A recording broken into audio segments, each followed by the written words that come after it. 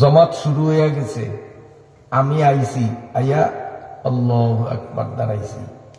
এখন নামাজ দুই পদের, এক পদের নামাজ ইমাম সূরা কেরাত জোরে পড়ে, আরেক পদের নামাজ আছে ইমাম সূরা কেরাত আস্তে পড়ে, জোহরে আসরে আস্তে পড়ে। এখন আমি আল্লাহু আকবার বলিয়া ইমামের পিছনে দাঁড়াইলাম।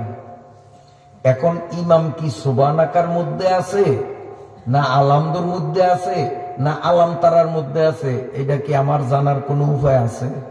কারণ ইমাম সাহেব জোরে পড়ে না আস্তে পড়ে, জোহরে আসরে আস্তে পড়ে, আমি তো জানি না। আমি তো একটু দেরিতে আইয়া জমাতে সামিল হইছি, তখন আমি কি করব? শরীয়তের সিদ্ধান্ত হইল আমি আমার মনকে প্রশ্ন করব, মনে মনে, মুখ দিয়া না।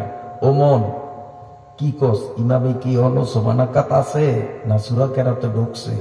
মনে যদি কয় না অন্য মনে সুবহানাকা শেষ হয় নাই, তাইলে আমিও চুপে চুপে সুবহানাকা শুরুত্তনে শেষ পর্যন্ত ব্যাখ্যান পড়ব। আর যদি আমার মন যদি কয় যে না, ইমাম সাহেব আল্লাহু আকবার করিয়া নামাজ শুরু করছে, আমি গাটলাত উজু করছি, উজু করিয়া হাত মুচ্ছি, মুখ মুচ্ছি, এরপরে মসজিদে আইছি, উজুর পরে কিন্তু হাত মুখ কাপড় দিয়া মোছা মুস্তাহাব সোয়াব, তবে পরনের কাপড় দিয়া না, হিন্দনের লুঙ্গি দিয়া মুখ মোছা মাকরু। যদি উজুর পরে এই মুস্তাহাব সব আদায় করতে হয় তো এরকম আলাদা কাপড়, গামছা অথবা আলাদা কাপড় দিয়া মুছতে হবে। যেই জামা পরনে আছে জামা দিয়া যদি এরকম মুছি অথবা লুঙ্গি দিয়া যদি এরকম মুছি, মাকরু হবে, গুনাহ হবে, আয় বরকত কমিয়া যাবে। বাহে ফুতে ব্যাকে মিলিয়া কামাই করবেন, কিন্তু মাস গেলে দেখবেন সংসারে অভাব ছাড়ে না। ওই সমস্ত মানুষের যারা উজু করার পরে হিন্দনের লুঙ্গি দিয়া মুখ মুছে, কামাইর কোনো ইয়ে পাইবেন না, কুল পাইবেন না, কমনে কামাই পার হইয়া যায়, বরকত থাকবে না। তাইলে উজুর পরে উজুর অঙ্গগুলি কাপড় দিয়া মুছিয়া শুকানো মুস্তাহাব, সেই কাপড়টা হতে হবে আলাদা কাপড়, পরনের কাপড় নয়। কথা বুঝাইতে পারলাম?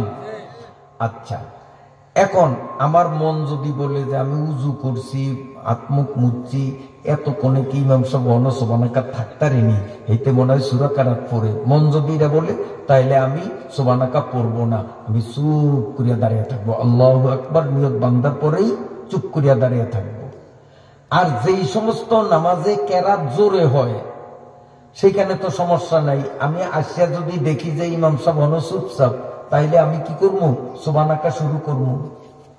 আর যদি দেখি ইমামে সূরা পড়তে আছে, তা আমি সুবহানাকাত পড়বো না, আল্লাহু আকবার বলিয়াই আমি চুপচাপ দাঁড়িয়ে যাবো। কিন্তু বেজাল খায় এক জায়গায়, সেইটা হইল কি, যে আয়া দেখলাম ইমাম চুপ, আমিও নিয়ত বানলাম আল্লাহু আকবার, নিয়ত বান্ধি সুবহানাকাল্লাহুম্মা ওয়া বিহামদিকা, আমি অবেহামদিকা কইয়া হারি নয়, ইমাম সাহেব আলহামদুলিল্লাহি রাব্বিল আলামিন হেতে সূরা আরম্ভ করিয়া দিছে। আমার সুবহানাকাত শেষ হইছে? কথা কোন শেষ হইছে? আমার সুবহানাকাত শেষ হয় নাই, কিন্তু ইমামের সূরা শুরু হইছে। এখন আমি কি করব? শরীয়তের মাসআলা কি জানি না, যার কারণে অনেকেই ভুল করি, পাশে দাঁড়ায় নামাজ পড়ি তো কানে আওয়াজ পাই, ওই দিয়া ইমামে আলহামদু সূরা পড়ে, এন দিয়া এইতেও সুবহানাকাতে ধরছে, এইটারে আর সারাসারি নাই, এইটারে মাথা পর্যন্ত ঠেয়ায়। মাকরু তাহরিমার গুনাহ হবে। নামাজ পড়তে আসলাম সওয়াবের জন্য, গুনার বোঝা নিয়ে বাড়ি যাওয়া লাগবে। শরীয়তের মাসআলা হইল, যখন ইমাম কেরাত শুরু করবে, আমার সুবহানাকাকে আমি ব্রেক মারবো, একটা অক্ষরও আর পড়বো না, আমি চুপ হয়ে যাব। ঠিক আছে? সুবহানাকা বাদ, পড়া লাগবে না, বড় পড়লে মাকরু তাহরিমার গুনাহ হবে। এই এক জায়গায় গন্ডগোল, সুবহানাকা ছাড়তে হইব, এইটারে ছাড়ে না, এইটারে মাথা পর্যন্ত ঠেয়ায়। আর যেইটারে ছাড়ন যাইব না, সেইটারে ছাড়িয়া দেয়। কেমন? যেমন ইমাম সাহেব হুজুর ওই 2 রাকাত পড়িয়া বইছে, আত্মায়াত পড়ত, হ্যাঁ, আমি আয়া আল্লাহু আকবার বইছি, বইয়া আত্তাহিয়াতু লিল্লাহি, আমি লিল্লাহি কইয়া হারি নই। ইমাম সাহেব তো আত্মায়াত শেষ, হইতে আল্লাহু আকবার খাড়াইয়া গেছে। অথবা শেষ বৈঠক আমি আত্তাহিয়াতু লিল্লাহি কইয়া সারি না, ইমাম সাহেব আসসালামু আলাইকুম রাহমাতুল্লাহ, সালামু আলাইকুম রাহমাতুল্লাহ, এরকম হয়নিও। কারণ আমি তো দেরিতে আইছি, ইমাম সাহেব তো আত্তাহিয়াত অনেক আগে শুরু করছে, এটা শেষ, এই জন্যই তো খার হইছে। অথবা শেষ বৈঠকে সব শেষ, এইতে সালাম ফিরাইছে। শরীয়তের মাসআলা হইল, আমি যখন আত্তাহিয়াতুর বৈঠকে শামিল হইছি, ইমাম সালাম ফিরাও অথবা 3 রাকাতে দাঁড়াইয়া যাও, মুক্তাদিরা ব্যাগ দাঁড়াইয়া যাও, আমি একা একা বসিয়া আমার আত্তাহিয়াতরে আমি আব্দুর রসুল পর্যন্ত ঠেকাইয়া এরপরে আল্লাহু আকবার বলি আমি দাঁড়াইতে হবে। কিন্তু এইখানে আত্তাহিয়াত পড়ে না, ইমাম সাহেব খাড়াইয়া গেলে ওই ব্যাগ মুক্তাদি যেরকম খাড়াইয়া যায়, এই তো আত্তাহিয়াতরে বাদ দিয়ে এই তো ব্যাগের লোকে খাড়াইয়া যায়। ইমাম সাহেব সালাম ফিরিয়ে দিলে এইটা আত্তাহিয়াত একলা একলা বইয়া পড়ে না, এই তো লোক সাথে সাথে আল্লাহু আকবার বলিয়া দাঁড়াইয়া যায়, বাকি নামাজ পড়ে। কিন্তু নিয়ম হলো আত্তাহিয়াত এইটারে মাথা পর্যন্ত নিতে হইব, কিন্তু এইটা নেয় না। আর সুবহানাকারে সারিয়া দিতে হইব, এইটারে মাথা পর্যন্ত নেয়। উল্ডা সুন্দিলিরে রাম, সব গেছে উল্ডেয়া, যুগ গেছে উল্ডেয়া। ছোটকালে শুনছি বাতির তলে অন্ধকার, এই কথাটা আসেন না আপনার কথা। মুরব্বীরা কোন বাতির তলে অন্ধকার, সেরাগ হইল মুরব্বী কয় সেরাগের তলে, সেরাগার বাতি একই কথা। সেরাগের তলে অন্ধকার এক যুগে আছে, কিন্তু এখন যুগ গেছে উল্ডেয়া, এখন বাতির উর্ফে অন্ধকার। কারণ কারেন্টের বাতি ছাদও লাগাই রাখছেন সিলিংয়ের লোকে, নিচে কিন্তু অন্ধকার না, অন্ধকার কিন্তু বাতির উর্ফে। কেউ যুগ উল্টায় নাই। আগে আগায় ধরলে বিলের তলে দৌড়, বাড়ির তলে দৌড় দিত বিল হতালে, কই যাস একটু একদম যাই। আধা মাইল দূরে হইলো কাঠভা গাছ দিয়ে ঘরের কিনারও বানাইছে। এমন একটা যুগ গেছিল না মুরব্বীরা কোন? পায়খানার ব্যাগ হইলে বাইরে দৌড়াইতো, আর যুগ গেছে উল্টে, এখন বাইরের তন ঘরের দিকে দৌড় দেয়। কই কিরে তুই এরকম দৌড়াস কা? কইটা একদম যাই, মানে এখন বাইরের তন ঘরও হইয়া আসবো। মিশা কথা কইনি। এখন শুধু শহরে না, কেরামো সিস্টেম হয়ে গেছে, যুগ গেছে উল্টেইয়া। তো যেইডারে ধরতে হইব এইডারে কি ধরে না, আর যেইডারে ছাড়তে হইব এইডারে ছাড়ে না। এই নামাজ পড়িয়া লাভটা কি? আমার কথা আপনারা বেজার হয়েছেন? এই মাসালাগুলি আমাদের জানার দরকার আছে না নাই? আসেন, ইমাম সাহেব রুকুতে, এখন আমি মুক্তাদি আয়া যদি ইমামের রুকুর মধ্যে ধরতে পারি, তাইলে আমার রাকাত গনায় ধরা যাইব। আর যদি রুকুটা না পাই, তাইলে রাকাত ধরা যাইবে না। এই জন্য রাকাত ধরার জন্য করে কি, ওই মসজিদের দুয়ারের তলে যে দৌড় দেয়, দৌড়ের লগে যায় আল্লাহু আকবার আল্লাহু আকবার কইতে কইতে রুকুর মধ্যে যে ইমামের একটু হইলো ধরে, নামাজ হবে না। তার কারণ নামাজের মধ্যে আমরা যেই আল্লাহু আকবার শব্দটা বলি, এই আল্লাহু আকবার 2 রকম। এক আল্লাহু আকবারের নাম হলো তাকবীরে তাহরিমা, আর এক আল্লাহু আকবারের নাম হলো তাকবীরে ইন্তেকাল। এক আল্লাহু আকবারের নাম তাকবীরে তাহরিমা, বলেন কি নাম? নামাজের মধ্যে যে আল্লাহু আকবার বারবার বলি, এক আল্লাহু আকবারের নাম তাকবীরে তাহরিমা, আরেকটা আল্লাহু আকবারের নাম হলো তাকবীরে ইন্তেকাল। কি নাম? এইটা কয় না, ডরে কয় না, ও এইটা কয় না, ডরে কয় না। ইন্তেকালের কি ডরায় আল্লাহ। বন্ধুরা আমার, নামাজের প্রথম যে আল্লাহু আকবার বলি, এইটা হলো তাকবীরে তাহরিমা। এই তাকবীরে তাহরিমা হলো ফরজ। এই তাকবীরে তাহরিমা ছাড়া রুকুতে যাওয়ার সময় যে আল্লাহু আকবার বলি, সিজদায় যাওয়া উঠার সময় যে আল্লাহু আকবার বলি, ওই আল্লাহু আকবারের নাম হলো তাকবীরে ইন্তেকাল। তাকবীরে ইন্তেকাল হইল সুন্নত, আর তাকবীরে তাহরিমা হইল ফরজ। নামাজের ভিতরে যেই ফরজগুলি আছে, 6টা ফরজের কোন একটা ফরজ ইচ্ছায় অনিচ্ছায়, জানিয়া না জানিয়া, স্মরণ থাকিয়া অথবা স্মরণ না থাকার কারণে যে কোনো ভাবে 6 ফরজের কোন এক ফরজ যদি ছুটিয়া যায়, তার নামাজ বাতিল। সুজদা দিলেও তার নামাজ শুদ্ধ হবে না, ওই নামাজ আবার পড়া লাগবে। এখন রুকু ধরার জন্য আল্লাহু আকবার বলতে বলতে রুকুতে গিয়ে ইমামের ধরছে। ও বন্ধু, এটা তো তোমার তাকবীরে ইন্তেকাল হইছে, তোমার তাকবীরে তাহরিমা কোথায়? তাকবীরে ইন্তেকাল হইল সুন্নত, তাকবীরে তাহরিমা হইল ফরজ। তোমার তাকবীরে তাহরিমা ছুটিয়া গেছে, ফরজ ছুটিয়া গেছে, অতএব তোমার কিসের রাকাত? তোমার নামাজই বাদ। বলবেন হুজুর, আমি মনে মনে নিয়ত করছি এইটাই আমার তাকবীরে তাহরিমা, আমি রুকু যাওয়ার তাকবীর বলি নয়, এইটাই ফরজ তাকবীর, তাকবীরে তাহরিমা। না, আপনার নিয়তে কাম হবে না। তাকবীরে তাহরিমা যেটা ফরজ, এইটা শুদ্ধ এবং সঠিক হওয়ার জন্য শর্ত হলো স্থিরভাবে দাঁড়াইতে হবে। দাঁড়ানোর পরে আল্লাহু আকবার এবার বলা পর্যন্ত স্থিরভাবে দাঁড়ায়া থাকতে হবে। কিন্তু আমি তো রুকুতে যাইতে যাইতে আল্লাহু আকবার বলছি, সোজাভাবে দাঁড়ানো অবস্থায় বলি নয়। অতএব এটাকে আমি তাকবীরে তাহরিমা নিয়ত করলেও তাকবীরে তাহরিমা হবে না, এটা অটোমেটিক তাকবীরে ইন্তেকাল হবে। তাকবীরে তাহরিমা বাদ যাওয়ার কারণে নামাজ বাতিল হয়ে গেল।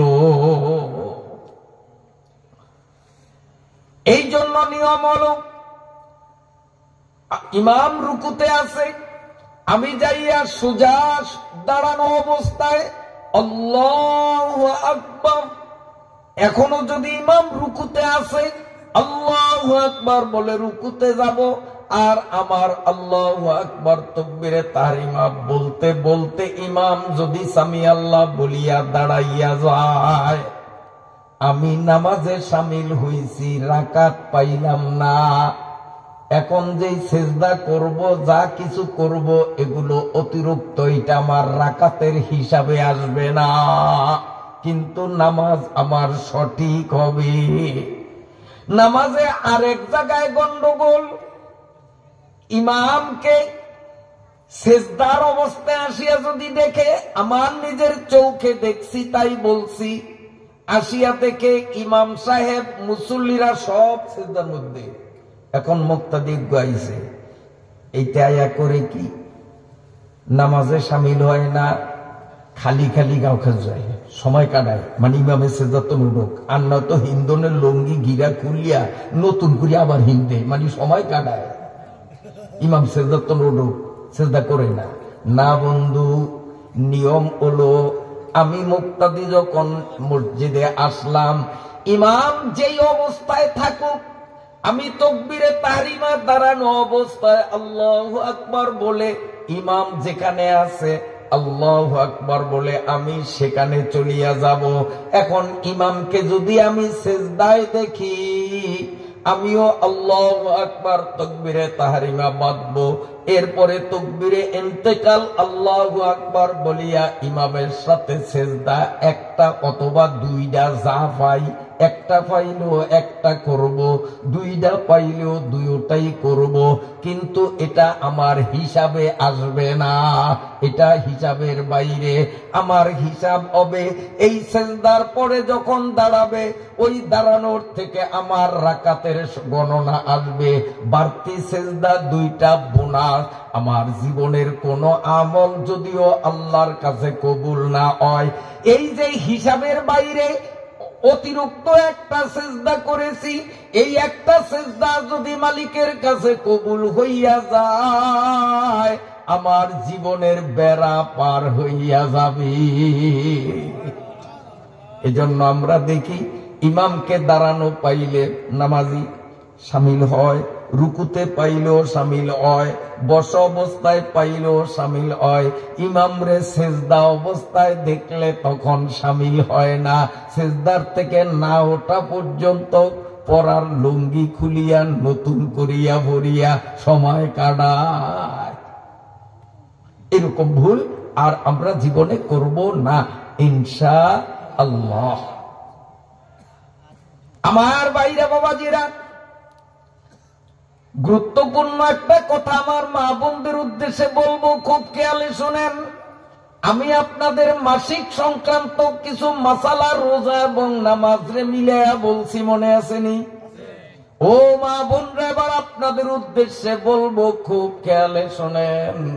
যখন আপনাদের মাসিক পিরিয়ড চলে, অপবিত্র জনিত কারণে আপনারা তখন নামাজ পড়তে পারেন না, এই কথাটা আপনাদের জানা আছে। তাই আপনারা ওই কয়দিন নামাজ পড়েন না। কিন্তু এখানে বিশাল একটা সুযোগ আপনাদের রয়েছে, অনেকে জানেন না।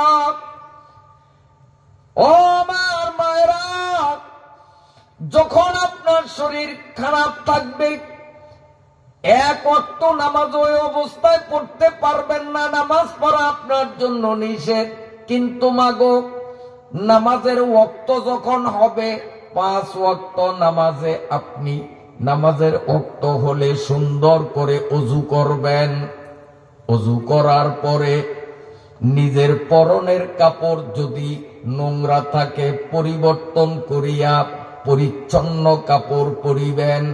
এরপরে জায়নামাজ অথবা পবিত্র কোনো কিছু বিছাইয়া পশ্চিম দিকে মুখ করিয়া নামাজে আত্তাহিয়াত পড়ার জন্য যেই নিয়মে বসেন গো মা, ওই নিয়মে বসবেন। বেশি সময় লাগবে না, আনুমানিক 1.5 থেকে 2 মিনিট সময় বসবেন। বসিয়া একটা দোয়া বারবার পড়বেন, কোনো গণাবাসি নাই। কয়বার পড়বেন? 5 বার, 7 বার, 10 বার, কোনো সংখ্যা নাই।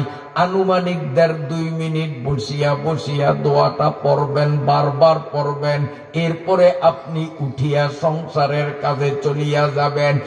এই 1.5 থেকে 2 মিনিট সময় 5 ওয়াক্ত নামাজের টাইমে যদি পিরিয়ড চলাকালীন নারীরা 5 ওয়াক্ত নামাজের টাইমে যদি এই দোয়ার আমলটা করে, এই 1.5 থেকে 2 মিনিটের পরিশ্রমের কারণে আল্লাহ তারে 3টা পুরস্কার দিবেন। 1 নম্বর পুরস্কার হলো তার আমল নামায় 1000 রাকাত নামাজের সওয়াব লেখা হবে। এটা হলো 1 নম্বর। 1.5 মিনিটে কি পাইল দেখলেন? 1000 রাকাত নামাজের সওয়াব। 2 নম্বর, একটা কবুল হজের সওয়াব। 3 নম্বর, একটা কবুল উমরার সওয়াব।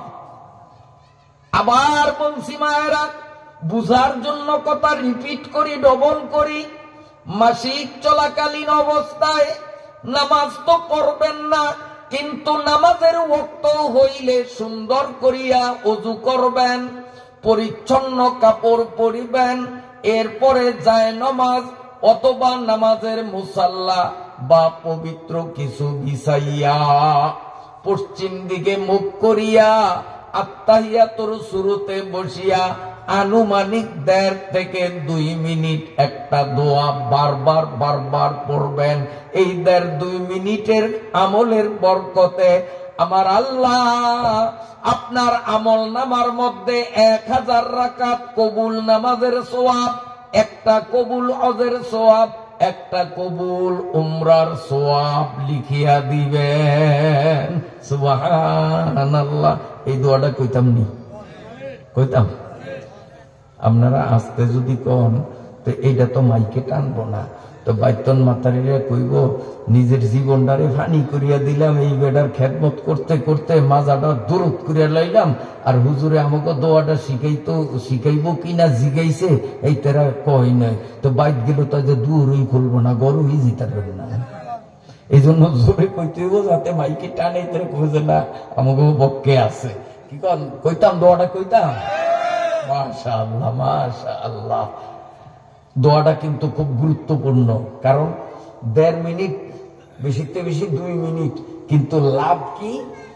1000 রাকাত নামাজ, একটা হজ, একটা উমরা। তো দোয়াটা কি জেনাতেটা দোয়া নেই? বালা করিয়া হুনিয়ান, নাইলে মনে রাখতে পারবেন না।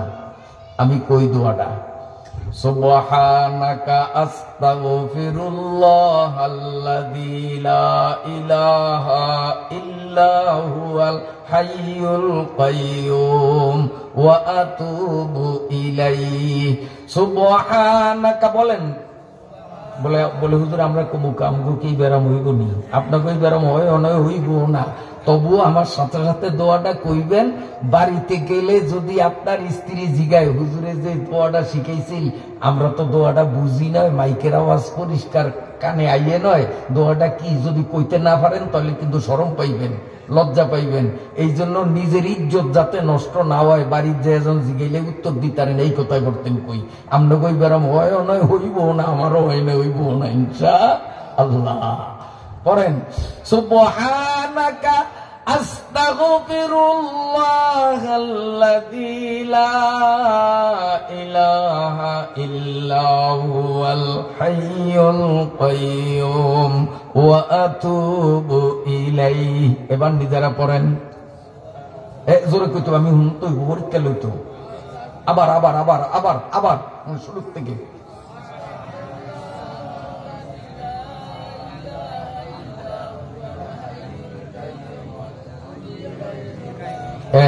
তো অনেকে ফেল করছে, অনেকে ফেল করছে। লাহলা, আমি লাহলা ভরাইছিলাম, আমি লাহলা ভরাইছি। লাহলা হইল ভিন্ন দোয়া, এই দোয়া না। এই দোয়া আমার নবী শিখাইছেন যেইভাবে, আমি সেইভাবে আপনাদের শিখাইছি। বাড়াইতেও পারবো না, কমাইতেও পারবো না। স্কুলে এক সময় দেখছি একটা বই পড়াইতো, বই ক্লাস 1-এ, বইটার নাম আছিল সৈনিকা। আমি সৈনিকা বইটা হাতে নিয়া পৃষ্ঠাটা উল্লেছি, আর একটা কবিতা পাইলাম, আমার অনমনে আছে, মুখস্থ আছে। কবিতাটা লেখা হইল এই, ভোলানাথ লিখেছিল 3-4-90, গণিতের মার্কায় কাটা গেল সর্বই। মানে ভোলানাথ হইল ছাত্র, তো শিক্ষকে ছাত্ররে ব্ল্যাকবোর্ডে চক দিয়া কয়, এই 3 পূরণ 4 ফল কত, তাড়াতাড়ি লেখ। তো ভোলানাথে লেখে 3 পূরণ কত 4 সমান সমান 90। অঙ্ক হয়েছে নি? 3-4-90। ভোলানাথ লিখেছিল 3-4-90, গণিতের মার্কায় কাটা গেল সর্বই। অঙ্ক কাটা যাইব না? হ্যাঁ, 3-4-12 হয়, মাস্টার তারে কয়। সারে কি কয়? কই বেকুব, 3-4-90 লিখছ, 3-4-12 না লিখবি। মাস্টারে ঠিক কয় না বে ঠিক কয়? 3-4-12 হয়, মাস্টার তারে কয়। বেশি যে সে লিখেছিল এই তার গর্বই। ভোলানাথে বন্ধু তারপর আর কয়, স্যার ও স্যার আমনে কোন 12 লিখতাম, আমি কি কম লিখছি নি? আমি তো 12 থেকে কত বেশি লিখছি, আমি 90 লিখছি, আমারে 200 নম্বর দেওয়া লাগবো। দিবনি নম্বর? দিবনি? ওরে শরীয়ত হইল অঙ্কের মতো, রেজাল্ট যা তাই বাড়াইতে হবে, এক অক্ষর কমানো যাবে না, বাড়ানো যাবে না। আল্লাহর পয়গম্বর যেভাবে শিখাইছেন ঠিক সেইভাবেই করতে হবে, বাড়ানো যাবে না, কমানো যাবে না। যদি বাড়াই বা কমাই অঙ্কের মতো নম্বর কাটা যাবে। আমার নবী দোয়া শিখাইছেন, সুবহানাকা, বলেন না কা, সুবহানাকা আস্তাগফিরুল্লাহাল্লাযী লা ইলাহা ইল্লা হুয়াল হাইয়ুল কাইয়্যুম ওয়া আতুবু ইলাইহি। সুবহানাকা আস্তাগফিরুল্লাহাল্লাযী লা ইলাহা ইল্লা হুয়াল হাইয়ুল কাইয়্যুম ওয়া আতুবু ইলাইহি। মাগো এই দোয়াটা বারবার বারবার পড়বেন। এবার আরেকটা শিখাই, মহিলাদেরও লাগবে, আপনাদেরও লাগবে। এখন যেটা দিলাম এটা শুধু মহিলাদের, এইবার আপনাদেরও শেয়ার করি, ভাগে দিতাম নি। এটা ভালো করিয়া শুনেন, মেয়ে লোক পুরুষ লোক, হুজুর লোক, পাবলিক লোক, জুয়ান, বুড়া, শিক্ষিত, মূর্খ, ইমাম, মুয়াজ্জিন, এক কথায় মুসলমান। যে কোনো মুসলমান রাত্রে যেই বিছানায় ঘুমাইবে ওই বিছানায় যাইয়া আল্লাহর নবী বলেন এই দোয়াটা যদি একবার মুখে উচ্চারণ করে আল্লাহ রাব্বুল আলামিন সঙ্গে সঙ্গে তার জীবনের সমস্ত গুনাহগুলি মাফ করিয়া দিবে। কোনো গুনাহ থাকবে না। কইবেন যে 50 বছর চলে বয়স, 50 বছর লাগছে আমার গুনাহ করতে, আল্লাহ 100 এতটি গুনাহ কেমনে মাফ করব? তো এইটা বোঝা একেবারে সহজ। এই যে মোবাইলে আমার বয়ান ঘন্টার পরে ঘন্টা ধারণ করা হইতে আছে, এই বয়ানটা ধারণ করতে অন্তত 2 ঘন্টা, 2.5 ঘন্টা, 3 ঘন্টা সময় লাগবে। আমি যতক্ষণ বয়ান করি ততক্ষণ সময় লাগবে না? কিন্তু এইটারে যদি এটার থেকে ডিলিট করি, মুছিয়া দিই, তাও 3 ঘন্টা লাগবে। হ্যাঁ, আঙ্গুলের এক গুতায় যাইব না? না যাইব। ডিলেট ফাংশনে ঢুকিয়া খালি আঙ্গুল ছোয়াই লইব, টিপও দেওয়ান লাগবো না। খালি আঙ্গুল ছোয়াইলেই 3 ঘন্টার বয়ান 1 সেকেন্ডও লাগে না, শেষ। নাই, মেমোরি খালি। আল্লাহর পয়গম্বর বলেন, উম্মত 70-80 নয়, 100 বছর পর্যন্ত তুমি গুনাহ করছ, রাত্রে যেই বিছানায় ঘুমাইবা ওই বিছানায় যাইয়া দোয়াটা যদি একবার পড়ো, এই দোয়াটা হলো ডিলেট ফাংশনে গুতা দেওয়া। তোমার দোয়া শেষ হইতে না হইতে তোমার পুরা জীবনের সমস্ত গুনাহগুলি আল্লাহ আমল নামার থেকে ডিলেট করে দিবেন। সুবহানাল্লাহ, সুবহানাল্লাহ। এই দোয়াটা শিখাইতাম। যদি মনে করেন যে আমগো গুনাহ আছে তাইলে শিখন দরকার, আর যদি মনে করেন আমরা নিষ্পাপ তাইলে হুদা ফাও বেগার দিয়ে লাভ কি? ভূতের বেগার। আমার লগে লগে কোন ওই দোয়া আগের দায়ী, শুধু সুবহানাকা বাদ, দোয়া আগের দায়ী, দোয়া আগের দায়ী, সুবহানাকা বাদ। তাইলে কেমনে বলবো? বলেন না, আস্তাগফিরুল্লাহাল্লাযী লা ইলাহা ইল্লা হুয়াল হাইয়ুল কাইয়্যুম ওয়া আতুবু ইলাইহি। নবী বলেন ইলাইহি বলার সাথে সাথে সমস্ত গুনাহগুলি আমলনামার থেকে মুছিয়া যাবে। সুবহানাল্লাহ, সুবহানাল্লাহ। নবীজি উদাহরণ দিয়া বলেন, সারা পৃথিবীতে যত গাছ, যত লতা, এই গাছ আর লতায় যেই পরিমাণ পাতা, এই পরিমাণ গুনাহ যদি আমলনামায় থাকে, নবী বলেন সারা পৃথিবীতে যত বালু, এই বালুর মধ্যে যত কণা, সারা পৃথিবীর বালুর কণার সংখ্যা বরাবর গুনাহ যদি থাকে, যেই বিছানায় ঘুমাইবে ওই বিছানায় যাইয়া আস্তাগফিরুল্লাহর থেকে ইলাইহি পর্যন্ত পড়লে এই বালুর কণার সংখ্যা বরাবর গুনাহ থাকলেও আল্লাহ সমস্ত গুনাহগুলি আমলনামার থেকে ডিলিট করে দিবেন। আস্তাগফিরুল্লাহাল্লাযী লা ইলাহা ইল্লা হুয়াল হাইয়ুল কাইয়্যুম ওয়া আতুবু ইলাইহি। কষ্ট হয়নি আপনাদের?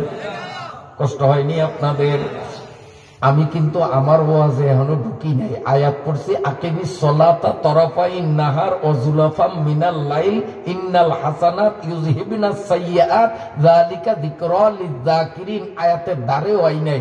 এখন বেগার দিতেছি হযরত মাওলানা শফিউদ্দিন সাহেবকে। শফিউদ্দিন সাহেব যেহেতু কিছু মাসআলা নিয়ে আলোচনা করছেন, এই জন্য আমি ওনারে বেগার দেই, আমিও কিছু মাসআলা সেই সাথে যোগ করলাম। আমরা বেজার হইছেন না? আর দু সাইডে কইলে কেমন হয়? ভালো হইব না খারাপ হইব? কইতাম আল্লাহ। একটু জিকির করেন, লা ইলাহা ইল্লাল্লাহ, জোরে লা ইলাহা ইল্লাল্লাহ, লা ইলাহা ইল্লাল্লাহ, লা ইলাহা ইল্লাল্লাহ মুহাম্মাদুর রাসূলুল্লাহ হযরত মাওলানা শফিউদ্দিন সাহেব তার ওয়াজের শেষ প্রান্তে মহিলাদের উদ্দেশ্যে বলেছিলেন, ও মহিলারা, তোমরা যদি স্বামীর খিদমত করিয়া স্বামীর মন জয় করিয়া মৃত্যুবরণ করো, মরতে দেরি জান্নাত পাইতে দেরি হবে না। শফিউদ্দিন হুজুরে এই ওয়াজটা করেছিল নি? আরবি আবারত কয় নাই। আরবি আবারত হলো, আইয়ুমা ইমরাআতিন মাতাত ওয়া যাওজুহা আনহা রাদিন দাখালাতিল জান্নাহ।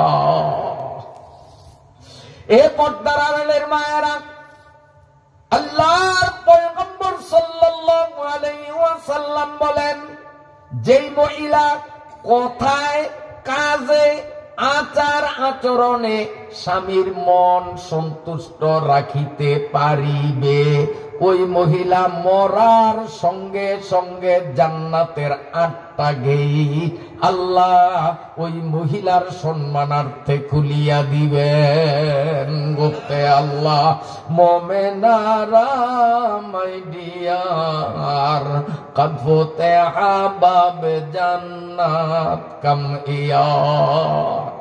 এ পর্দার আড়ালের মায়েরা, আল্লাহর পয়গম্বর সাল্লাল্লাহু আলাইহি ওয়াসাল্লাম ইরশাদ করেন, কোন মহিলা ভক্তি করিয়া স্বামীকে সম্মান করিয়া স্বামীর একটা কাপড় যদি ধুইয়া দেয়, ধরেন গোমা আপনার স্বামীর মাথার টুপিটা একটু ময়লা ময়লা মনে হয়, স্বামী হুকুম না দিতে আপনার নিজের বিবেক খাটাইয়া গোমা আপনি যদি স্বামীর মাথার থেকে টুপিটা নিয়ে বলেন, দাঁড়ান, ময়লা টুপি পরিয়া কই যান, আমি টুপিটা একটু ধুইয়া দেই, কথার কথা আপনি টুপিটা নিয়া একটু কচলাইয়া ধুইয়া আবার স্বামীর মাথায় পরিষ্কার টুপিটা পড়াইয়া দিলেন। আল্লাহর পয়গম্বর বলেন, সঙ্গে সঙ্গে ওই মহিলার আমল নামার মধ্যে 1000 সওয়াব লেখা হবে, 2000 গুনাহ ওই মহিলার আমল নামার থেকে কাটিয়া দেওয়া হবে। কোন মহিলা তার স্বামীর একটা গেঞ্জি ধুইয়া দিল, 1000 নেকি তার আমল নামায় বসানো হবে, 2000 গুনাহ তার আমল নামার থেকে কাটিয়া দেওয়া হবে। এই জন্য মাগো সাধ্য পরিমাণ স্বামীর খিদমত করিও, স্বামীর নাফরমানি করিয়া নিজের জাহান্নামের লাকড়ি বানাইও না। আল্লাহ পাকের নবী তার কলিজার টুকরা ফাতেমা রাদিয়াল্লাহু তাআলা আনহাকে একদিন বলেন, মা বয় আমার সামনে বস, জাহান্নামে কি দেখছি তোরে একটু শুনাবো। হযরতে ফাতেমা বাবার সামনে নতজানু হয়ে বসলেন। আল্লাহর নবী বলেন, ফাতেমা রে, মেরাজ সফরে আমি যখন জান্নাত জাহান্নাম ঘুরিয়া ঘুরিয়া দেখলাম, আমি জাহান্নামের ভিতরে দৃষ্টি দিয়া এক জায়গায় বড় ভয়াবহ দৃশ্য দেখলাম। নবীজি বলেন, একটা মহিলারে দেখলাম, যেই মহিলার গলার থেকে মাথার অংশটা কুত্তার মতো, গলার নিচ থেকে পা পর্যন্ত গোটা শরীর যথাযথ ঠিক, কিন্তু গলার থেকে চেহারার অংশটা হলো কুকুরের মতো। এই মহিলার পা উপরে, কল্লাটা নিচের দিকে ঝুলন্ত। জাহান্নামের বিষাক্ত সাপ এই মহিলার নাকের ফুটা দিয়া, কানের ফুটা দিয়া, মুখের ভিতর দিয়া, পেটের ভিতরে যাইয়া যখন কামড়ান শুরু করে, জাহান্নামের বিষাক্ত সাপের কামড়ে মহিলার পেটের নারী বুড়িগুলো গলিয়া গলিয়া পায়খানার রাস্তা দিয়া পড়ে। এরপরে দেখলাম ওই ঝুলন্ত মহিলার মাথার নিচে জাহান্নামের কঠিন লেলিহান আগুন প্রজ্বলন করা হলো।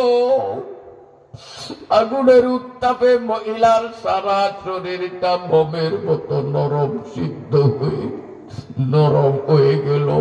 আর আল্লাহর নির্দয় নিষ্ঠুর ফেরেশতারা জাহান্নামের গরম বড় ধরনের হাতুড়ি আনিয়া ওই মহিলার সারা শরীরের উপর আঘাতের পরে আঘাত করতেছে। ফাতেমার দুই চোখ থেকে টপ টপ টপ টপ করিয়া পানি করে। ফাতেমা কান্দে আর বলে, আব্বা জান, বুঝতে পারছি এই মহিলা বুঝি নামাজ রোজা করতো না, এই মহিলা বুঝি ঢিলা কুলুপ পালন করতো না, এই মহিলা বুঝি পর্দা পুশিদা মানতো না, নইলে এত ভীষণ সাজা কেন? আল্লাহর নবী বলেন, মা না না, যেমন ভাবছো তেমন না। এই মহিলা 5 ওয়াক্ত নামাজ আউয়াল ওয়াক্তে পড়তো। এই মহিলা রমজানের একটা রোজাও নষ্ট করত না। এই মহিলার শরীর দুনিয়ার কোনো পর পুরুষের দেখাইতো না। এই মহিলার উযু গোসল ঢিলা কুলুপেও কোনো ত্রুটি ছিল না। সব আমল তার ঠিক ছিল, সব আমল তার ঠিক ছিল। কেবল একটা আমল বেঠিক ছিল। কথায় কথায় চোখ উল্টাইয়া স্বামীর সাথে মুখে মুখে তর্ক করত। সাবধান সাবধান আমার মায়েরা, আল্লাহর পয়গম্বর সাল্লাল্লাহু আলাইহি ওয়াসাল্লাম ইরশাদ করেন, কোন মহিলা স্বামীকে টার্গেট করিয়া এমন একটা কথা যদি বলে যেই কথা বলার কারণে স্বামীর মনে কষ্ট আসলো, চেহারাটা বেজার হইয়া গেল, গোলামের ভূত গোলাম। স্বামীর তো কয় না আপনাকে দেশের মহিলারা, এই দেশের মহিলারা সব রাবেয়া বসরি। গোলামের ভূত গোলাম, ধোয়ার ভূত ধোয়া, নহরের ভূত নহর, আরো যে কত অশালীন অশ্রাব্য ভাষায় তারা সম্বোধন করে স্বামীরে। আমার মুখে সেগুলো বলা সম্ভব হয় না। এ মায়েরা, সাবধান সাবধান সাবধান। মদিনার পয়গম্বর সত্য নবী পয়গম্বর বলেন, যেই মহিলা তার মুখের কেবল একটা কথায় স্বামীর মনে ব্যথা দিল, সঙ্গে সঙ্গে ওই মহিলার আমল নামার থেকে 70 বছরের ইবাদত কাটিয়া দেওয়া হবে। মাগো, কত বছরের ইবাদত তোমার আমল নামায় জুগাইলা? ঘন্টার পরে ঘন্টা স্বামীর সাথে ঝগড়ায় লিপ্ত থাকো, আবার স্বামীর সাথে তেজ দেখাইয়া স্বামীর অনুমতি ছাড়া স্বামীর বিরুদ্ধে নালিশ করার জন্য বাপের বাড়িতে যাও। এমন বেয়াদব মহিলা আল্লাহর ফজলে সরবতা নাই। এ পর্দার আলের মায়েরা, কান খুলিয়া শোনো, কান খুলিয়া শোনো। আল্লাহর পয়গম্বর সাল্লাল্লাহু আলাইহি ওয়াসাল্লাম ইরশাদ করেন, কোন মুসলিম মহিলা স্বামীর অনুমতি ছাড়া স্বামীর ঘর থেকে বাহির হইয়া যদি কোথায়ও যায়, এই মহিলা স্বামীর কাছে আসিয়া স্বামীর হাত পাও ধরিয়া মাফ না চাওয়া পর্যন্ত, যেই রাস্তা দিয়া মহিলাটা হাঁটিয়া গেছে, এই রাস্তার দুই পাশে যত বন জঙ্গল, গাছ গাছালি, ক্ষেত খাবার, পোকা মাকড় আর আল্লাহর যত ফেরেশতা আছে, রাস্তার দুই ধারে আল্লাহর যত মাখলুক, সব ওই মহিলার উপর ততক্ষণ লানত আর অভিশাপ দিতে থাকে যতক্ষণ না সে স্বামীর সঙ্গে আপোষ না হয়, স্বামীর হাত পাও ধরিয়া মাফ না চায়। সাবধান সাবধান। আল্লাহর পরেই স্থান হলো স্বামীর। কোন দিকে যাব? কথায় কথা আসে। আল্লাহ পাকের নবী একদিন দিনের বেলা ওয়াজ করতেছেন। দিনের বেলা খা খা রুদ্র, সাহাবীরা বসা, নবীজি ওয়াজ করেন। আমার দিকে তাকান, আমার হাতের দিকে। আল্লাহ পাকের নবী এমন মোটা একটা গাছের দিকে শুধু ইশারা করলেন, মুখেও কিচ্ছু বলেন নাই, শুধু ইশারা করলেন। বর্ণনাকারী সাহাবী বলেন, নবীজি গাছের ইশারা দিল, দেখলাম গাছটা এদিকে ঝুঁকিয়া গেল, এই পাশে শিকড় গুলো টাস টাস করিয়া মাটির উপরে আসলো, আবার গাছটা এই দিকে কাত হলো, এই পাশে শিকড় গুলো সব মাটির উপর উপরে এলো। এবার গাছ নিজের শিকড়ের উপর ভর করিয়া হাঁটতে হাঁটতে নিজের জায়গা ত্যাগ করিয়া নবীজির সামনে আসিয়া আল্লাহর নবীর পায়ের উপর লম্বা লম্বি ভাবে সেজদায় পড়িয়া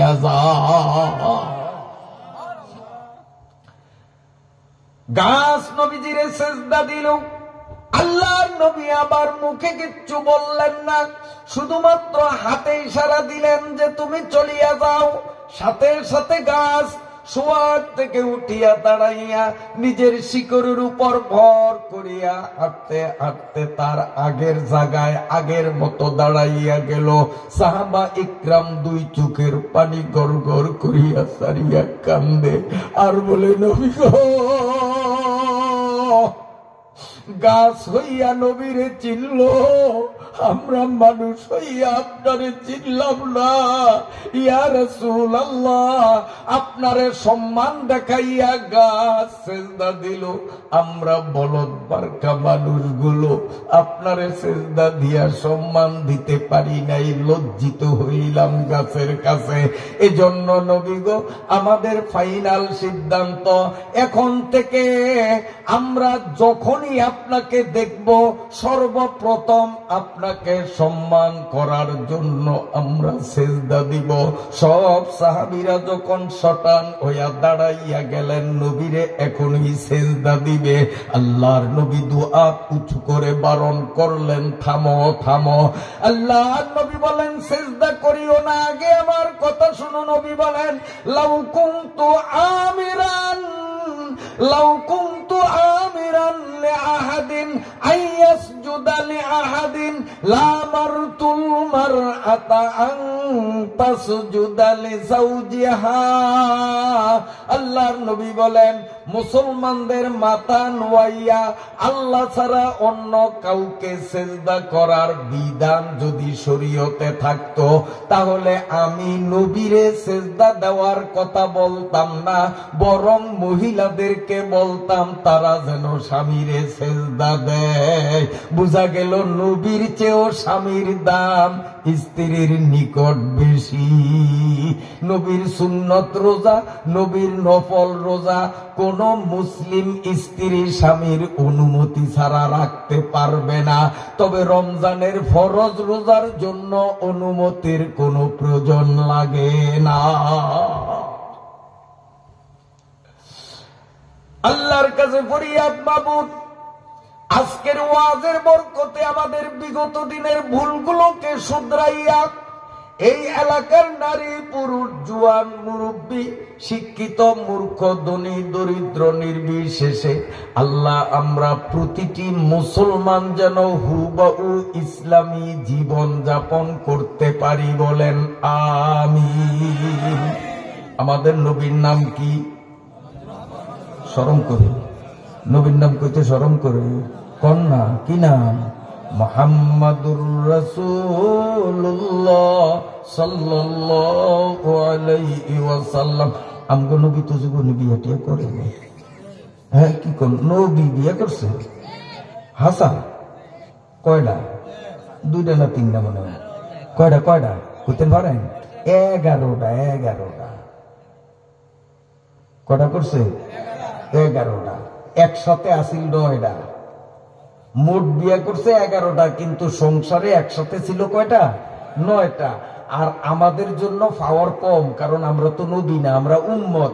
আমরা একসাথে রাখতে পারবো 4টা। কথা বোঝেন নাই?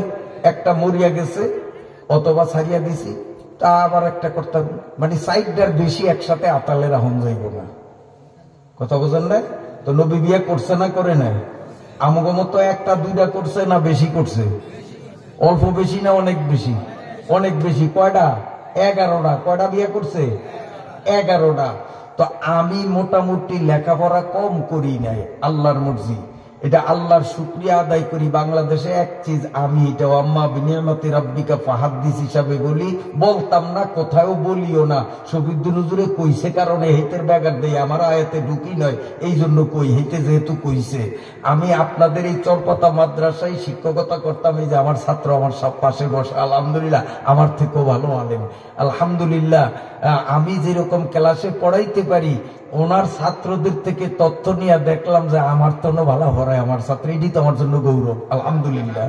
শফিউদ্দিন সাহেব ভাগ্য গুণে আমার কাছে পড়ে নেয়, নাইলে উনি আমার ছাত্র হইতো, ওনার সঙ্গী সাথীরা আমার ছাত্র, কিন্তু উনি আমার ডাইরেক্ট ছাত্র না, আমার ছাত্রদের ভাই। আর ইনি তো আমার সাক্ষাৎ ছাত্র, আলহামদুলিল্লাহ। আলহামদুলিল্লাহ কইবেন না? আমি আমার ছাত্র নিয়ে গৌরব করি, গর্ব করি, যেহেতু যোগ্যতা সম্পন্ন আলেম, আমার থেকেও বড় আলেম হয়েছে। বক্তা হওয়া এক জিনিস, কিতাব পড়া নিয়ে আলেম হওয়া আর এক জিনিস। আলহামদুলিল্লাহ বক্তা হয় নয়, কিন্তু কিতাব পড়া নিয়ে বড় আলেম। ওনার ছাত্ররা বলে যে না, নুরুজ্জামান হুজুরের ক্লাসে আমরা তৃপ্তি পাই, বলেন আলহামদুলিল্লাহ। শফিউদ্দিন হুজুরের ক্লাসে আমরা তৃপ্তি পাই। ছাত্রদের, এই ছাত্র না আছে কি, আমি কথা কইনি, এই মাত্র ছাত্র না আছে একটা সাক্ষী আমার সামনে। তো এইটি তো আমাদের জন্য গৌরব, এটি আমাদের জন্য গৌরব। তো এই জন্য আমি এই মাদ্রাসায় ওনাদেরকে পড়াইছি, হাদিস পড়াইছি। নিঃশেষ শিক্ষকও ছিলাম না, নুরানি শিক্ষক না, সিনিয়র শিক্ষক ছিলাম। তারপরে দাওরা ফারেগের 5 বছর পরে শিক্ষকতার জীবন ছাড়িয়া আবার ছাত্র জীবনে ফিরিয়া যাই। আমি পটিয়াতে আবার তাফসির বিভাগে ভর্তি হই, আবার নিয়মিত পড়ি। একটা তফসির আমি পটিয়াতে পড়ছি। 5 বছরের শিক্ষক, পটিয়াতে পড়ি। তো পটিয়াতে তো প্রথম আমাকে ছাত্রের কাতারেই গণছে। আল্লাহর কি মর্জি, আল্লাহর কুদরত বুঝতে মুশকিল। এটি আপনাকে একটু ঘুম দূরেই আর শহীদুল হুজুরে কইছে কারণে কইডি, আমার কোনো ভিডিওতে আপনারা পাইবেন না এই সমস্ত কথা, এগুলি বলি না। তা আজকে ওনার ব্যাগার দিই যখন তো একটু কইয়েই দিই। তো পটিয়াতে তো আমি ভর্তি হয়েছি, অন্য ছাত্র যেমন ছাত্র আমিও তেমন ছাত্র। একদিন তাফসির বিভাগের যিনি প্রধান, যে হুজুর, এই হুজুরের বড় একটা লাইব্রেরি আছে। লাইব্রেরি বোঝেন না, কিতাব বেছে, ওই লাইব্রেরি হুজুরের নিজের বাজারে। তো হুজুরে লাইব্রেরি বইয়া বইয়া এই কিতাব একটা মেলিয়া পড়তে আছে আসরের পরে। তা আমি হেনে গেছি, যাওয়ার পর দিয়ে আমার কয়ে মৌলবী আসিন, কিতাব এটা তো তোমাকে বলে মানুষের লেখা, চিননি লেখক রে, নাম ডাক লেখক রে চিনো? আমি বলি হুজুর ভালো করিয়াই চিনি। আমি বলি হুজুর খুব ভালো করিয়া চিনি, কিতাব কিন্তু আমার লেখা, আমার লেখা আরবি কিতাব, কিতাবুল কালিউবি। এই কিতাবুল কালিউবির উর্দু সরা ভারত উপমহাদেশে আমার আগে কেউ লিখতে পারে না, সর্বপ্রথম আমি লিখছি। বা এই ভারত উপমহাদেশে বাংলাদেশ, পাকিস্তান, ইন্ডিয়া মিলিয়ে সর্বপ্রথম আমি, আমার আগে কেউ লিখতে পারে নাই। আমার পরে আরো একজনে লিখছে, বাংলায় অনুবাদ করছে কেউ কেউ, কিন্তু ব্যাখ্যা সর্বপ্রথম আমি লিখি। তো আমার সেই কিতাবটা উনি ভূমিকাটা পড়তে আছে, আমার কাছে চিনো? আমি ভালো করেছি, লেখকটা তো খুব ভালো আলেম, ওনার কিতাবটা আমি নতুন পাইলাম, পড়তে আছি। হুজুরে খুব প্রশংসা করে যে ভূমিকাটা পড়িয়েই বুঝলাম যে লেখক খুব জাননেওয়ালা, আর কিতাবের মধ্যে অনেক কিছু পাওয়া যাবে। তো তোমার বাড়ি আর ওনার বাড়ি কি এক জায়গায়? আমারে জিজ্ঞাসা করে, আর তোর গোপন রাখতে পারি না, আমি আসি কেন আসস, তোর জিজ্ঞাসা করছি, তুই কষি নিয়ন না, জিজ্ঞাসা করছি বাড়ি এক জায়গায় নিতে করি। হুজুর আমি আঙ্গুল দিয়ে দূরে নাম করি, এই নামটা আমার, তোমার, এটা তুমি লিখছো? জি হুজুর আমি। হুজুরের সাথে সাথে আমার এই বুকের সাথে চাপটা ধরিয়া, কতক্ষণ চাপটা ধরে রাখছেন। এরপরে কর্মচারীরা কইলেন যে কেক নিয়ে আয় আর এই কফি নিয়ে আয়। এই কেক কফি খাওয়াইছে। খাওয়ানোর পরে হুজুরদের মিটিং যখন চলে, ওই মিটিং এর মধ্যে আমারে কল করিয়া নিয়া উনি সব হুজুরদেরকে পরিচয় করিয়া দিছেন, এবং মসজিদে জোহরের পরে সব ছাত্ররা ছাত্রদের সামনে আমারে খাড়া করিয়া পরিচয় করিয়া দিছেন যে এরে তোমরা ছাত্র মনে করিও না, ইনি এক মাদ্রাসার মুহাদ্দিস, উনি হাদিসের ওস্তাদ, উনি মুহাদ্দিস, উনি কিতাব দেখার জন্য, তাফসীর দেখার জন্য এখানে আসছে। কাজী ছাত্র হিসাবে কেউ ওনাকে সেই রকম আচরণ করবা না। আমি 1 বছর পটিয়াতে ছিলাম, যদিও কাগজে কলমে ছাত্র, কিন্তু প্র্যাকটিক্যালে মান মর্যাদা শিক্ষকেরই পাইছি, আলহামদুলিল্লাহ। তো তফসির পড়াশোনা করিয়া তারপরে আসছি, এবং সেই সময় তফসির একটা লেখছিও আমি উর্দু ভাষায়। পরিতাপের বিষয়, সেটা এখনো ছাপিয়া বাহির করতে পারি নাই। দোয়া করে, একটু ঝামেলায় আছি। আলহামদু সূরার থেকে কুলউযু বিরাব্বিন নাস পর্যন্ত এতখানি মোটা 2 খণ্ডে আমি লিখছি, তাও উর্দু ভাষায় লিখছি। যাক, আলহামদুলিল্লাহ। তো কোন কথার থেকে এই কথাটায় আসলাম, পয়েন্টটা উলিয়ে নিলাম।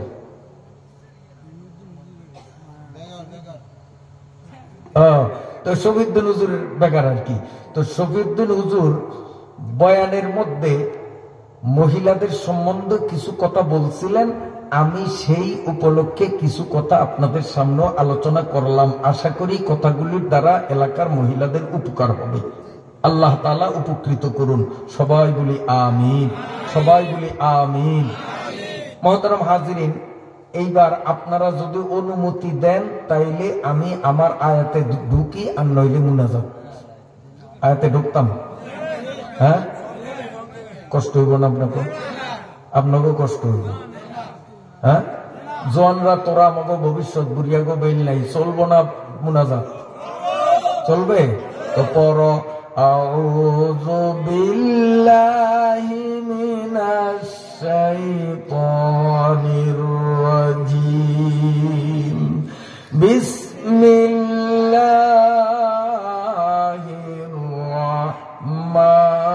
রাহমানির রাহিম।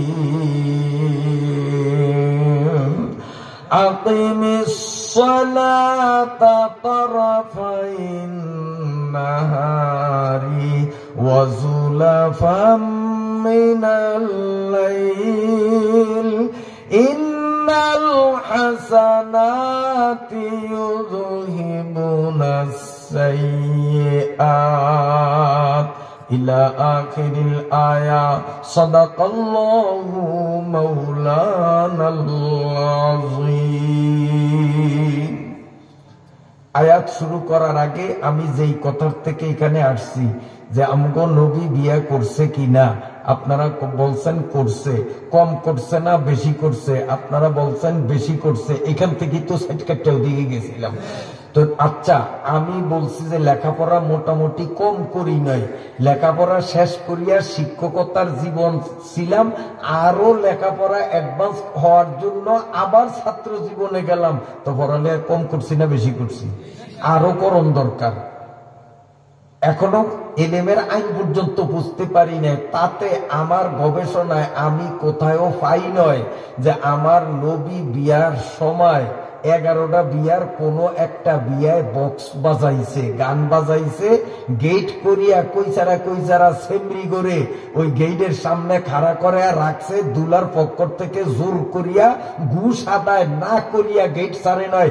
এইরকম কিন্তু আমার গবেষণায় আমি পাই নাই। আপনারা মনে হয় আমার তো বেশি লেখাপড়া করছেন, যার কারণে আপনাকে বিয়া শাদিতে এডি হয়। তাইলে কোন কিতাবে ভাইছেন দয়া করিয়া আমারে দেখা দেন। আমার সিট এখনো 3টা খালি আছে, গরম বউ আছে। আমি তাইলে বক্স বাজায় বিয়া আরো 3টা করুম। আমার একটু দয়া করে দেখা দেন। আমি ভাইনি, আপনারা ভাইছেন? তাহলে আপনাকে 200 বক্স বাজেনি, বিয়া শাদির বক্স বাজেনি। তা আমার নবী বিয়া করছে, সাহাবারা বিয়া করছে, ইমাম সাহেবরা বিয়া করছে, সরমনার হুজুরে বিয়া করছে, তবলিগের মুরব্বীরা বিয়া করছে, তারপরে উজানির হুজুররা বিয়া করছে, জৈনপুরের হুজুররা বিয়া করছে। কেউর বিয়াতে বক্স বাজান লাগলো না, ফুল আইন তো আল্লাহ দিলে হইছে। আর আপনাকেও বিয়া বক্স না বাজাইলে ওই না। তো এটা ভাইছেন কোন কিতাব, কত নম্বর খন্ড, কত নম্বর পৃষ্ঠা?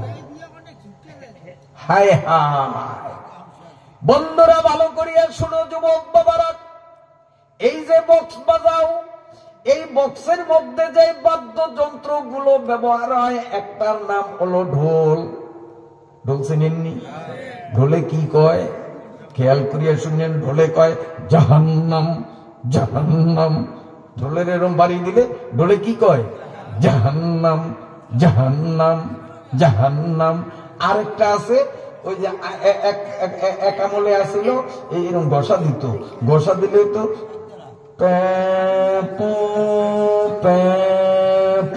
আর এখন ডিজিটাল যুগ, এখন আর এই ঘষাঘষির যুগ নেই।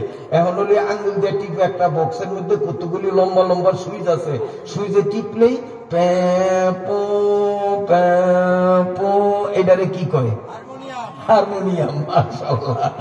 যদি জিজ্ঞাসা করি যে আরকান হাকাম 13 বরস কি, বোম মারলে বাইরিব না, কিন্তু হারমোনিয়াম চিনতে ভুল করি না, এটা চিনি।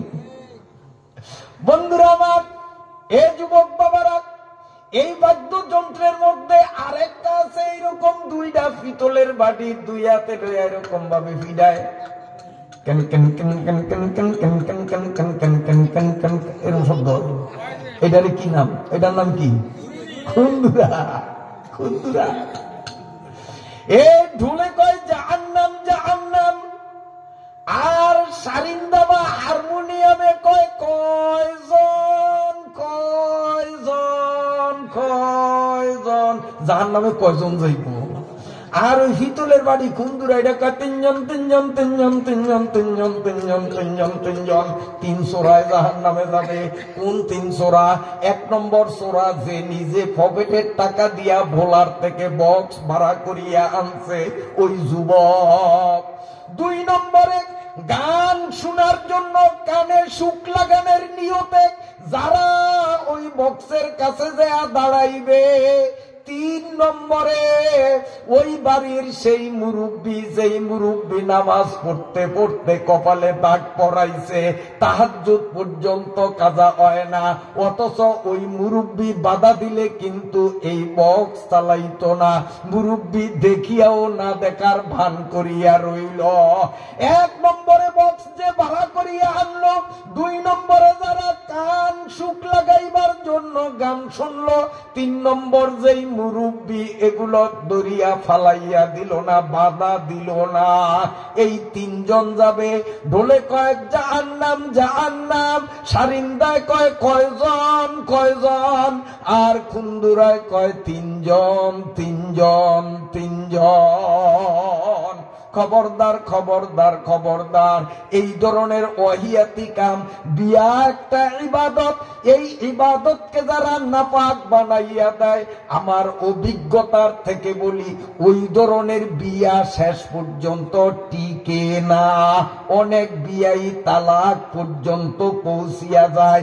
যেহেতু আমাকে মানুষ মুফতি বলে, হাজারো মানুষ আমার কাছে ফতুয়ার জন্য আসে, এই তালাকের ফতুয়াই বেশি আসে অন্য ফতুয়ার থেকে। মানুষ মারা গেলে জায়গা জমিন কে কদ্দুর পাবে, এই ফতুয়া। আর তালাক দেওয়ার পরে বউ আছে না নাই, ঘুরে গাড়ায়া রাখন যায় কিনা, এই 2টা ফতুয়া দিতে দিতে বুড়া হইয়া গেলাম। আরো কত হাজারো আইটেমের ফতুয়া, ওগুলোর জন্য কেউ আসে না।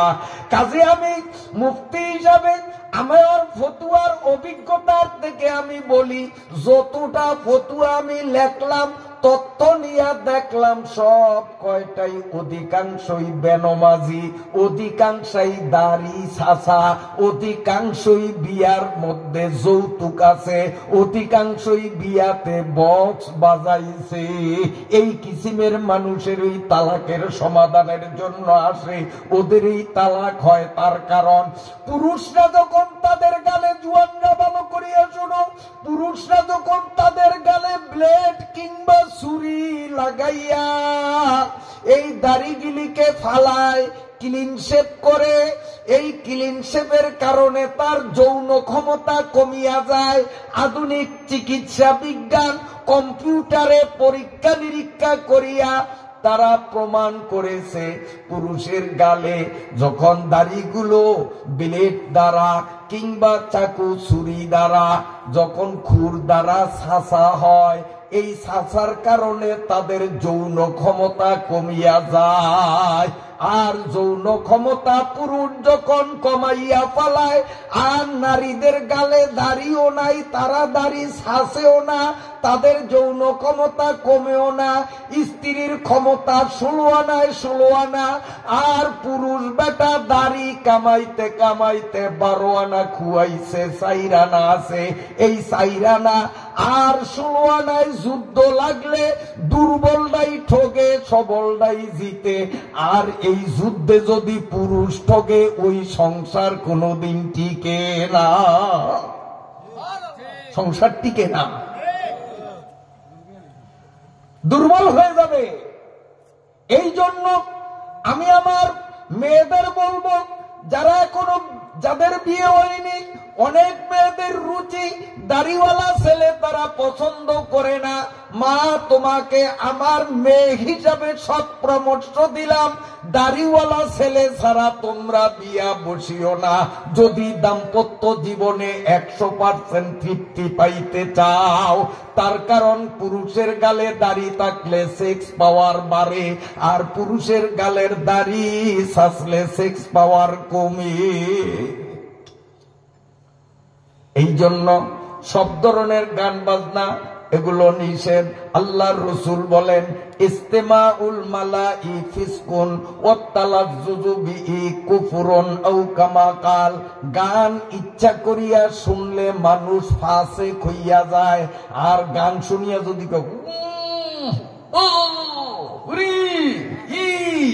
গান শুনিয়া এরকম যদি মজা দেখায়, আল্লাহর নবী বলেন সে কাফের হইয়া যায়, তার ঘরের বউ অটোমেটিক তালাক হইয়া যায়। গান শুনিয়া কেউ যদি এইরকম খুশি প্রকাশ করে, গান শুনিয়া বউ তালাক হয়ে যাবে, কলেমা নতুন করে আবার পড়া লাগবে, আবার নতুন করে ইসলামে আসতে হবে, সেই ইসলাম থেকে খারিজ। অহরহ আমাদের দেশে সেইভাবে গান। আশ্চর্য ব্যাপার, আমি জিজ্ঞাসা করি সরপাতা হিন্দু বাড়ি আছে না নাই? হিন্দু বাড়িতে ফজরের পরে সূরা ইয়াসিন তো তেলাওয়াত নিয়মিত চলে, কথা কয় না? ঘুমের আগে তাবারাকাল্লাযী সূরা তো হিন্দু বাড়িতে বাদ যায় না। হ্যাঁ, তাবারাকাল্লাযী পড়ে না? কি ও তাইলে সূরা আর রহমান তো পড়ে। হ্যাঁ, দুরূদ শরীফ, আস্তাগফিরুল্লাহ। তা আমাগো একটাও হিন্দু বাড়িত নাই। আমরা কেমন গাদার ঘরের গাদা, কেমন বোকার ঘরের বোকা, হিন্দু গো গান কেন আমার বাড়িতে? আমার প্রশ্ন, আমগো একটা ওগো বাড়িত নাই, কিন্তু ওদের ঢোল, ওদের তবলা, ওদের সারিন্দা, ওদের গান, ওদের বাজনা সব আমাদের ঘরে আছে। আমাদের সূরা ইয়াসিন, আমাদের দুরূদ, আমাদের তাসবিহ, আমাদের জিকির একটাও হিন্দুর মাথায় নাই। আমি তো হিন্দুর ঘরে নাই, আমি তো হিন্দুদেরকে ধন্যবাদ জানাই, স্যালুট জানাই। ওরা বুদ্ধিমান, ওরা জানে যে এডি মুসলমানের, এডি আমো ঘরে জায়গা দিমুকা, ওগো মাথায় গিলু আছে। আর আমরা মুসলমান গুলো এমন পাগলের পাগল, এগুলারে তাড়াতাড়ি পাবনা পাঠানো দরকার যে মুসলমান হইয়াও হিন্দুর গান নিজের ঘরে ঢুকাইছ, তোর তো মাথা খারাপ, তোর তো ভাবনা বাড়ান দরকার। রাগ হইছেন নি আমার কথা? ও আল্লাহ, গড়িয়ে না কয়, গড়িয়ে তো না কয়, 11:15 বাজে। হ্যাঁ 22, তাহলে আমারটা গড়ি শুরু হয়ে গেছে মনে হয়। আচ্ছা, 11:22 বাজে। আল্লাহ, তাইলে আর আলোচনা সামনে নেওয়া যাবে না। তবে আমি যে আয়াত পড়ছি, এই আয়াতের মধ্যে 5 ওয়াক্ত নামাজের বিষয়, আর আয়াতের ধারাবাহিক আলোচনা না করলেও নামাজের বিষয়ে আলোচনা আমি করছি না করছি? তাইলে অন্তত আয়াতের বিষয়ভিত্তিক আলোচনা আইছে তো বয়ানের মধ্যে, ইনশাআল্লাহ। এই জন্য নিরাশ হওয়ার কোনো কারণ নাই। এখন দোয়া হবে, দোয়ার আগে আমি আপনাদের কয়েকটা কথা শিখাইব, এগুলি বাড়িতে নিতে পারবেন। আমার সব ওয়াজ মনে না রাখতে পারলেও এখন যেটি বোনাস হিসাবে দিব, এটি মনে রাখতে পারবেন। আমার লগে লগে কোন, আমার লগে লগে কোন বিসমিল্লাহ।